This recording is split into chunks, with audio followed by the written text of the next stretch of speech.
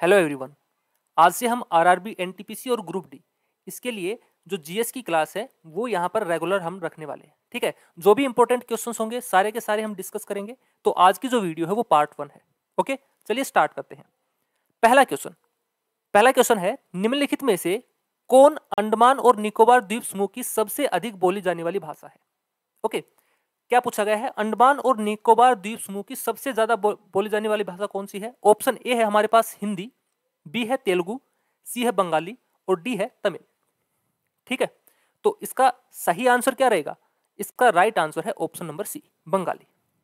Okay, सबसे ज्यादा अंडमान और निकोबार द्वीप समूह में कौन सी भाषा बोली जाती है? बंगाली बोली जाती है। वैसे तो ये चारों भाषाएं बोली जाती हैं, हिंदी भी बोली जाती है वहां पर, तेलुगु भी बोली जाती है, बंगाली भी और तमिल भी, लेकिन सबसे ज्यादा कौन सी बोली जाती है? बंगाली बोली जाती है। ये लगभग 28 पॉइंट कितना 28.49 इतने प्रतिशत के आसपास लोग यहाँ पर क्या करते हैं?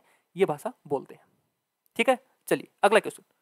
निम्नलिखित में से किस प्रकार के ग्रामीण बंदोबस्त पैटर्न पाए जाते हैं जहां उत्पादक कृषि क्षेत्र घने सड़क नेटवर्क के साथ मौजूद है? ऑप्शन ए है रेक्टेंगुलर पैटर्न, बी है लीनियर पैटर्न, सी है स्टार लाइक पैटर्न और डी है सर्कुलर पैटर्न। तो इसका राइट आंसर क्या रहेगा? इसका राइट आंसर रहेगा ऑप्शन नंबर सी, ये वाला स्टार लाइक पैटर्न। अगर मेनली हम बात करें यूपी, हरियाणा और पंजाब, ये जो 3 स्टेट हैं, ठीक है, इनकी हम मेनली बात करें तो यहां पर ये वाले पाए जाते हैं स्टार लाइक पैटर्न। ठीक है, कुछ इस तरीके से, जो स्टार होता है उस तरीके से। ठीक है, चलिए अगला क्वेश्चन। निम्नलिखित में से किस शासक ने अपने सिक्कों पर देवी लक्ष्मी की आकृति की मोहर लगाई थी और उसका नाम नागरी वर्णों में अंकित किया था? ऑप्शन ए है मोहम्मद गजनी, सी है मोहम्मद गोरी, सी है मोहम्मद बिन तुगलक और डी है इल्तुतमिश। काफी अच्छा क्वेश्चन है ये भी। तो इसका राइट आंसर क्या रहेगा? इसका राइट आंसर रहेगा ऑप्शन बी, मोहम्मद गोरी। ठीक है, मोहम्मद गोरी ने क्या किया था? अपने जो सिक्के थे उन पर देवी लक्ष्मी की मोहर लगवाई थी। ओके, चलिए अगला क्वेश्चन। मध्ययुगीन भारत में सोलंकी रानी नायकी देवी ने कायदरा की लड़ाई में निम्नलिखित में से किस आक्रमणकारी को हराया था? ठीक है, काफी अच्छा क्वेश्चन है, इंपॉर्टेंट क्वेश्चन है। ठीक है, ऑप्शन ए है महमूद गजनवी, बी है मोहम्मद गोरी, सी है सबुक्तगीन और डी है मोहम्मद बिन कासिम। तो रानी नायकी देवी ने किसको हराया था कायदरा की लड़ाई में? तो उन्होंने हराया था ऑप्शन बी, यानी कि मोहम्मद गोरी को वहां पर हराया था। ठीक है, मोहम्मद गोरी। अब जो रानी नायकी देवी थी ये कौन थी? तो रानी जो नायकी देवी थी वो भीमदेव सेकंड, जो भीमदेव सेकंड थे उनकी मदर थी, यानी कि माताजी थी। ठीक है, इन्होंने क्या किया था? मोहम्मद गोरी को हराया था। अगर बात करें भीमदेव फर्स्ट की, ठीक है, भीमदेव फर्स्ट, उनकी जो फाइट हुई थी वो किसके साथ हुई थी? उनकी फाइट हुई थी महमूद गजनवी के साथ।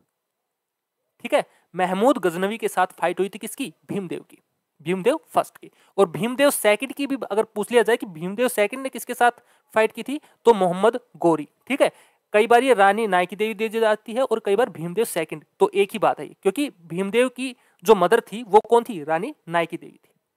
ठीक है, चलिए अगला क्वेश्चन। चचनामा निम्नलिखित में से किस क्षेत्र का सबसे पुराना इतिहास है? यह भी अच्छा क्वेश्चन है ना, कई बार रिपीट हुआ है ये क्वेश्चन। ऑप्शन ए है कश्मीर, बी है गांधार, सी है सिंध और डी है पंजाब। तो जो चचनामा है वो किस क्षेत्र का सबसे पुराना इतिहास है? तो ये है ऑप्शन नंबर सी, सिंध का। ठीक है, किससे रिलेटेड है? सिंध से। ओके, चलिए अगला क्वेश्चन। अगला क्वेश्चन है, निम्नलिखित में से कौन गुजरात में सोलंकी वंश की राजधानी थी? इनमें से कौन सी सोलंकी वंश की राजधानी थी? ठीक है, ऑप्शन ए है वर्नवल, बी है अनिलवाड़ा, सी है ब्रंच और डी है विसनगर। तो इसका राइट आंसर क्या रहेगा? इसका राइट आंसर रहेगा ऑप्शन बी, अहिनवाड़ा। ठीक है, ये क्या थी? गुजरात में सोलंकी वंश की राजधानी थी। ठीक है, आगे चलते हैं। अगला क्वेश्चन, नटराज शिव की कांस्य प्रतिमा निम्नलिखित में से किस राजवंश से संबंधित है? ऑप्शन ए है चोल, बी है चालुक्य, सी है पल्लव और डी है चेरा। तो इसका राइट आंसर क्या रहेगा? इसका राइट आंसर रहेगा ऑप्शन नंबर ए, चोल। ठीक है, नटराज शिव कांस्य जो प्रतिमा थी वो कौन से राजवंश से संबंधित थी? तो वो थी चोल, चोल राजवंश से संबंधित थी। ओके, चलिए अगला क्वेश्चन, सूरदास निम्नलिखित में से किसके शिष्य थे? सूरदास, बताइए।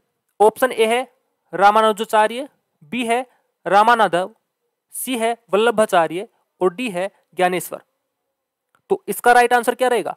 इसका राइट आंसर है ऑप्शन नंबर सी, वल्लभाचार्य। ठीक है, सूरदास के जो गुरु थे वो कौन थे? वल्लभाचार्य। ठीक है, अगला क्वेश्चन, निम्नलिखित में से किस राजवंश को खजुराहो में मंदिरों का निर्माण करने के लिए जाना जाता है? यानी कि जो खजुराहो में जो प्रसिद्ध मंदिर हैं, खजुराहो के मंदिर है ना, वो उनका निर्माण किसने करवाया था? ऑप्शन ए है चंदेलाज, बी है चाउनाज, सी है प्रतिहार्स और डी है वो है राष्ट्रकूट्स। तो इसका राइट आंसर क्या रहेगा बताइए।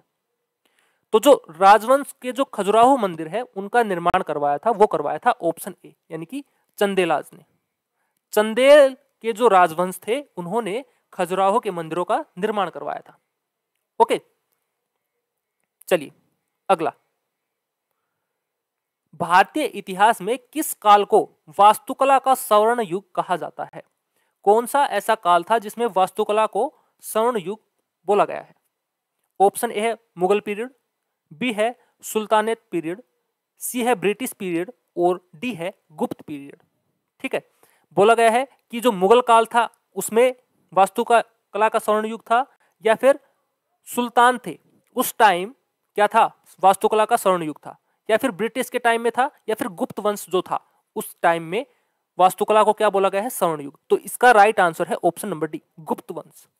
ठीक है, जो गुप्त पीरियड था, गुप्त वंश था, उस काल को क्या बोला गया है? वास्तुकला का स्वर्ण युग माना गया है।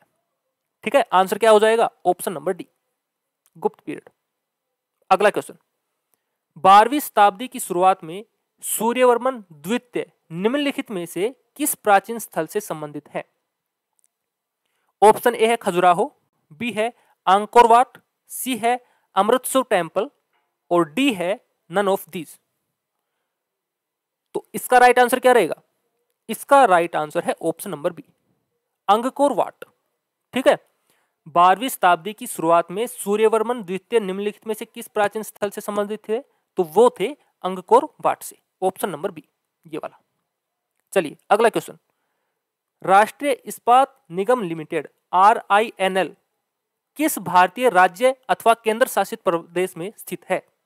ऑप्शन ए है बिहार, बी है झारखंड, सी है आंध्र प्रदेश और डी है महाराष्ट्र। तो इसका राइट आंसर क्या रहेगा? इसका राइट आंसर रहेगा ऑप्शन नंबर सी, आंध्र प्रदेश। ठीक है, RINL ये कहां पर है? आंध्र प्रदेश में। ये एक क्या है? ये एक नवरत्न कंपनी है। ठीक है, कौन सी कंपनी है? नवरत्न कंपनी है।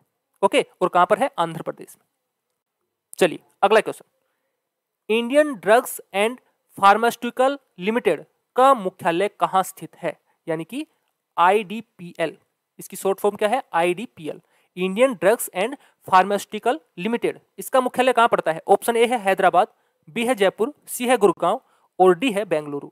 तो इसका राइट आंसर है ऑप्शन नंबर सी, बेंगलुरु में, सॉरी गुड़गांव में। ठीक है, कहां पर है? गुड़गांव में। इसका जो IDPL इसका मुख्यालय कहां पर है? गुड़गांव में। ठीक है, अगला क्वेश्चन, निम्नलिखित में से कौन सी नदी विंध्य और सतपुड़ा पर्वतमाला के बीच में बहती है? कौन सी नदी है जो विंध्य पर्वतमाला और सतपुड़ा पर्वतमाला उन दोनों के बीच में बहती है? ऑप्शन ए है नर्मदा, बी है महानदी, सी है सोन और डी है नेत्रावती। तो आंसर क्या आएगा इसका? इसका आंसर रहेगा option number A, Narmada. Narmada नदी है वो विंध्य और सतपुड़ा दोनों पर्वतमाला के बीच में बहती है। ठीक है, चलिए अगला क्वेश्चन देखते हैं, केंद्रीय चावल अनुसंधान केंद्र कहां स्थित है? केंद्रीय चावल अनुसंधान केंद्र कहां है? ऑप्शन ए है चेन्नई, बी है कटक, सी है बेंगलुरु और डी है क्यूलिन। तो इसका राइट आंसर क्या रहेगा? इसका राइट आंसर रहेगा ऑप्शन नंबर बी, ये वाला कटक। ठीक है, केंद्रीय चावल अनुसंधान केंद्र है वो होता है कहां पर? वो पड़ता है कटक में। ठीक है, और अगर इंटरनेशनल चावल अनुसंधान पूछ लिया जाए वो कहां पर पड़ता है? तो वो पड़ता है मनीला में।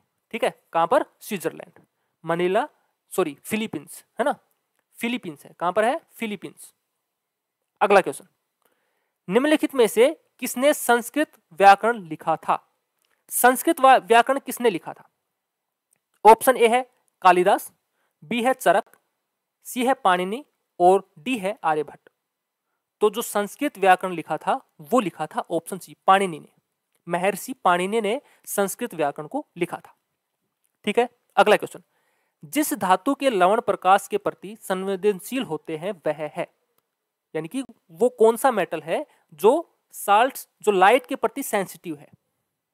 लाइट के प्रति क्या है? सेंसिटिव। ऑप्शन ए है जिंक, बी है सिल्वर, सी है कॉपर और डी है एल्यूमिनियम। तो इसका राइट आंसर क्या रहेगा? इसका राइट आंसर रहेगा ऑप्शन नंबर बी, सिल्वर। ठीक है। जो सिल्वर मेटल है वो क्या करता है? लाइट के प्रति सेंसिटिव रहता है, संवेदनशील। अगला क्वेश्चन, पतंजलि किसके संकलन के लिए प्रसिद्ध है? ऑप्शन ए है योग सूत्र, बी है पंचरत्न, सी है ब्रह्मसूत्र और डी है आयुर्वेद। तो देखो, ना तो पंचतंत्र है, ना ब्रह्मसूत्र है, ना आयुर्वेद है। लूनी नदी पुष्कर के पास से निकलती है और निम्नलिखित में से किस में गिरती है? ठीक है। पूछा गया है जो लूनी नदी है वो कहां से निकलती है? ये तो बताया गया है पुष्कर से निकलती है, लेकिन गिरती कहां पर है? ठीक है। ऑप्शन ए है रन ऑफ कच्छ, बी है अरेबियन सी, सी है गल्फ ऑफ कैम्बे और डी है लेक सांबर। तो जो लूनी नदी है वो पुष्कर से निकलकर कहां पर पड़ती है? रण के कच्छ में, कच्छ के रण में। ऑप्शन ए, कच्छ के रण में। ठीक है। कहां पर पड़ती है? कच्छ के रण में। अगला क्वेश्चन, निम्नलिखित में से कौन सी नदी पश्चिमी घाट की ब्रह्मगिरी श्रेणी से निकलती है? पश्चिमी घाट की ब्रह्मगिरी श्रेणी से कौन सी नदी निकलती है? ऑप्शन ए है पेन्नर, बी है कावेरी, सी है कृष्णा और डी है ताप्ती। तो इसका राइट आंसर क्या आएगा? इसका राइट आंसर है ऑप्शन बी, कावेरी। कावेरी नदी, ठीक है, क्या करती है? पश्चिमी घाट की ब्रह्मगिरी श्रेणी से निकलती है। ओके, चलिए अगला क्वेश्चन, जौ का सर्वाधिक उत्पादन करने वाला देश कौन सा है? सबसे ज्यादा जौ कहां पर होता है? ऑप्शन ए है चाइना, बी है इंडिया, सी है रसिया और डी है फ्रांस। तो इसका राइट आंसर है कौन सा? ऑप्शन नंबर सी, रसिया। सबसे ज्यादा जो जौ होते हैं वो कहां पर होते हैं? रसिया में होते हैं। ओके, अगला क्वेश्चन, सुनामी किसके कारण नहीं होती है? यानी कि सुनामी किसके कारण नहीं आती? ऑप्शन ए है हैरिकेन्स, बी है अर्थक्वेक्स, सी है अंडरसी लैंडस्लाइड्स और डी है वैल्केनिक एरप्शंस। अब देखो, अर्थक्वेक होगा तब भी सुनामी आएगी, आती है ना। अगर समुद्र में अर्थक्वेक हुआ है तो सुनामी आती है। अंडरसी लैंडस्लाइड्स यानी कि जो हमारे जमीन में जो प्लेट्स हैं वो जब खिसकती हैं तब भी क्या होता है? सुनामी आती है। ठीक है। और जो वोल्कनो है यानी कि ज्वालामुखी अगर फटता है तब भी अगर वो समुद्र के आसपास है तो क्या होता है? वहां पर सुनामी आने का खतरा बनता है ना। सिर्फ एक कारण हो, कौन सा? ऑप्शन ए, हैरिकेन्स, यानी कि जो चक्रवात है उनकी वजह से इतनी, हालांकि वहां पर बारिश तो जबरदस्त होती है, ठीक है, जो लो प्रेशर होता है वो अंदर रहता है, बाकी चारों तरफ कैसा रहता है? High pressure. ठीक है, लो प्रेशर बीच में और हाई प्रेशर चारों तरफ। तो उस स्थिति में क्या होता है? हरिकेन्स यानी कि चक्रवात यहाँ पर आते हैं। इसके कई नाम है, हरिकेन्स चक्रवात बोलते हैं, टाइफून बोलते हैं, है ना। तो इसको हम क्या मानते हैं? ये सुनामी आने का कारण नहीं होता है। बाकी ये तीन है, ये मेन रीजन है सुनामी आने के। ठीक है, चलिए अगला क्वेश्चन। अगला क्वेश्चन है, चंबल नदी का हिस्सा है, चंबल नदी का कौन सा हिस्सा है? ऑप्शन ए है साबरमती बेसिन, बी है गंगा बेसिन, सी है नर्मदा बेसिन और डी है गोदावरी बेसिन। तो इसका राइट आंसर क्या रहेगा? इसका राइट आंसर रहेगा option number C, Narmada basin. ठीक है, नर्मदा बेसिन इसका क्या है? चंबल नदी का हिस्सा। ओके, तो आज के लिए बस इतना ही हम रखते हैं। आई होप आप लोगों को क्लास पसंद आई होगी। ठीक है, अगर चैनल पर नए हो तो चैनल को सब्सक्राइब जरूर कर लें। तो आज के लिए इतना ही, थैंक यू।